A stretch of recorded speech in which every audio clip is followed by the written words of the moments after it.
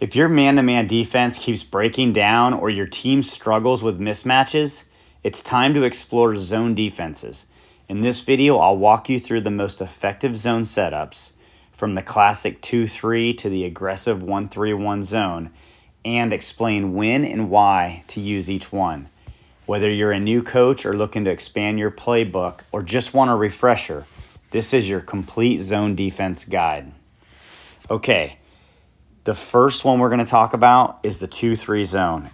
Everyone that coaches basketball will have either tried this or used this probably as their first zone defense. This is probably the easiest one to teach. It's actually really simple. I mean, everybody just has a zone on the court.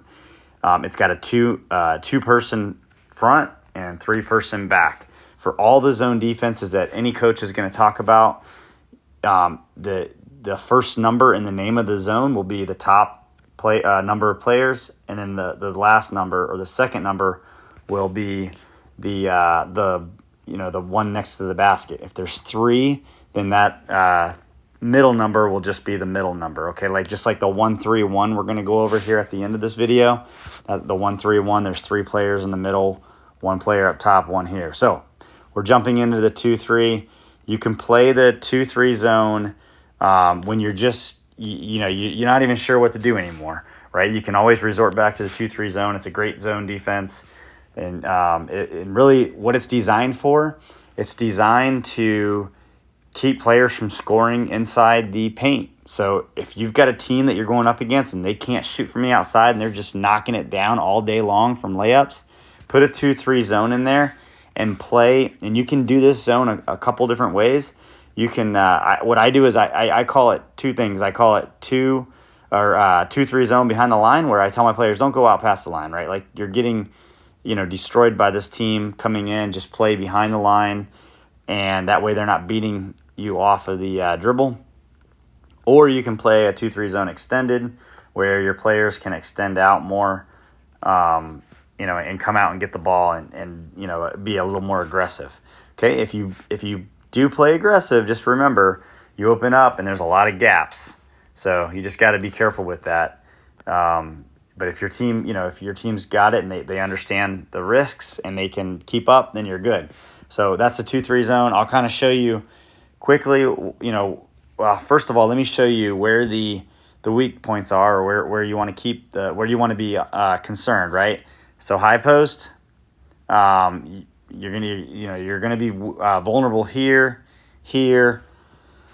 I don't like to say that the corners are vulnerable because you'll be able to contest shots there. But really, these 4 points are just your areas that are vulnerable.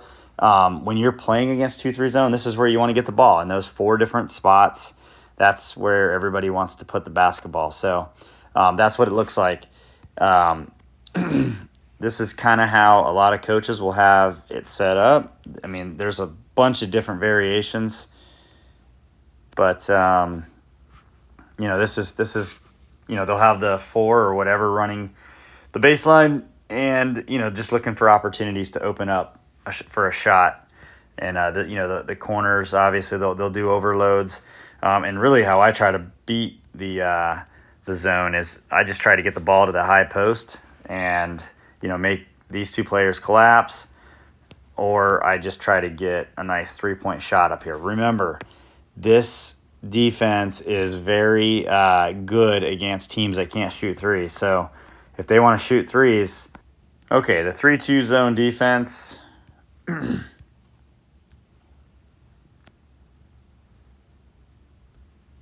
want your bigs down low, and you want your guards and your small forward up high.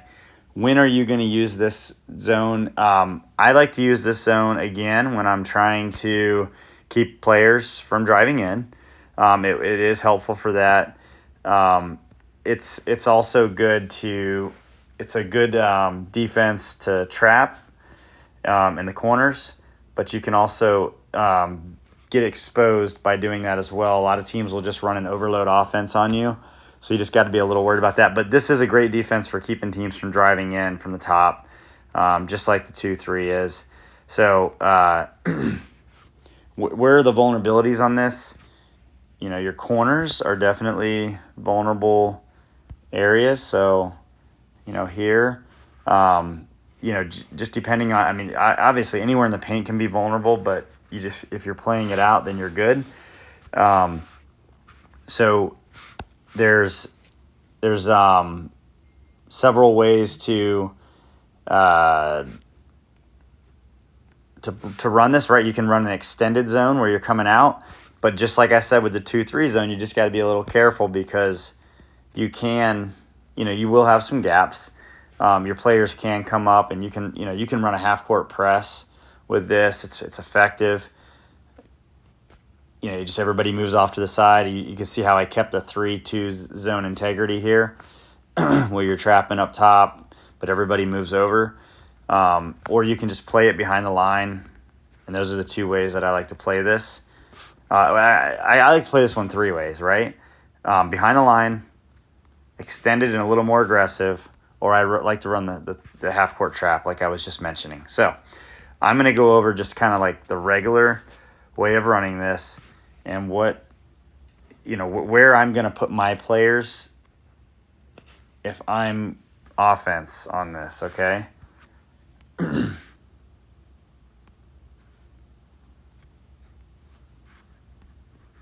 actually have some really good plays against a 3-2 zone. If you're interested in that, put a comment in there, offensive plays against 3-2 zones or something like that, and I'll put it up and I'll get you the link to the video. We are just moving everyone over. And with any zone defense, I don't like the ball to be reversed. Okay, so I'm always trying not to.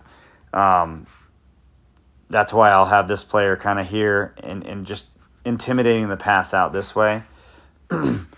But essentially you want to have anytime you get a trap opportunity in any zone or man, you want to try and take that, right? So that's kind of how it would look if the ball gets reversed around to the other side. And how a lot of teams will do this is they'll try and create an overload situation where where it makes it a little bit more difficult for players to recover.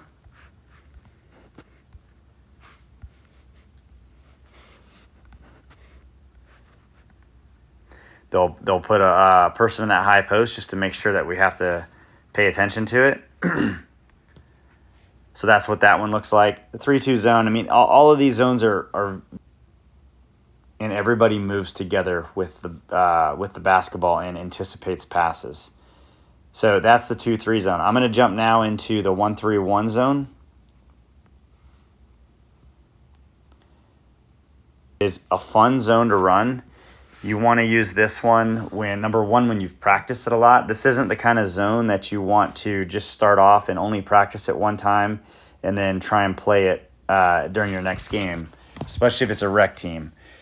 But if you get a good handle on it, you can use this. You do need to be careful with this zone. You don't want to run this zone, in the very end of your game, when you're up by just a few points and you got a minute left, because there are some vulnerable areas in this defense where it's easy for the other team to score easy buckets. And that area is right here. I mean, as you can see, the one is essentially guarding this area by themselves. And I'll kind of show you why they're not, but they essentially are. Okay, so with the 1-3-1, your goal is to trap here in the corners or here. And like I said earlier, you never want the ball to be in the middle anyways on any defense. So you always want the ball to be here. So with the 1-3-1, you want the 4 to be a player that can corral the ball into over to one side of the court, never in the middle, right? Like, so as the ball handler is coming up, their job is to get out and get in front of it and keep that player moving to the sideline. Okay, whichever way you want them to go. And then the player on the ball side is going to come up, and we're going to try and set a trap here. when that happens, the 5 needs to be very concerned about the high post. We don't want the ball in the high post. And then the 1, their job is to go corner to corner along the baseline and not allow, and obviously, they're focused on the basket as their number 1 priority, but they need to be able to get to the corners to close out. And then the 3 does the same thing as the 2, except for when the ball's on the other side. So when they're the weak side or the non-ball side, they're coming over to the high post, and you really can have them go this way to intercept passes. Although diagonal passes are a little bit tougher, offense a lot of times doesn't want to throw the ball all the way over because they're in a trap situation. And usually what happens here is the ball handler, when that trap comes up, remember it's aggressive, an aggressive trap, they're going to pick the ball up, which means they can't dribble again. And it's stressful for them because ball handlers they only have 3 things they can do with the basketball, right? They're a triple threat. Either dribble the ball, which you just took that away, shoot the ball, which they're not going to do from here, or pass the ball, which the 1-3-1, you're making it really hard for them to do that. Okay, so they're oftentimes not going to try and pass the ball all the way, across the court. So especially when they see all these players here itching to intercept it. And what does happen is if they do it, it's going to be a lob pass, and it's going to be easy to pick off. Okay, so once the ball's like in the air, it's not going to be anywhere near the basket unless they just lob it over there. So with a 1-3-1, that's kind of what you're looking at, right? You split that court down the middle, and you're ready to attack. And if the ball does get passed down to the corner, the 1's trapping and the 2's following in the trap, the 5's popping down, and the 3, is here ready to help. Okay, and then of course the 4's here ready to, take off any passes. So as you can see, I would rather have the ball in the corner because there's just really not a lot of options. There's 4. There's 4 defenders, right? There's 2, and then there's a yellow line, the baseline and sideline. So it's really aggressive, but you got to teach your players in this and in every defense to be aggressive without fouling. And then you got the defenders over here playing the interceptor role, and then of course the 5 ready to intercept any passes, and the 3 as well has kind of got that backside safety over here. But really good defense. So in this video I talked about the easy 2-3, which I shouldn't say easy, but it's the one that everybody probably knows. The 3-2 zone defense and the 1-3-1. You should have these in your back pocket, especially if you're a travel basketball coach. You should know how to run these. Your team should eventually know how to run these, but don't feel pressured to teach all 3 of them before they can master 1 or 2 of them, and really focus first on man-to-man defense, because your man-to-man defense is your core. It gives them the right fundamentals that they need as they develop into basketball players. Listen, I hope this video helped you. If it did, please hit the like button, subscribe to the channel. Thank you.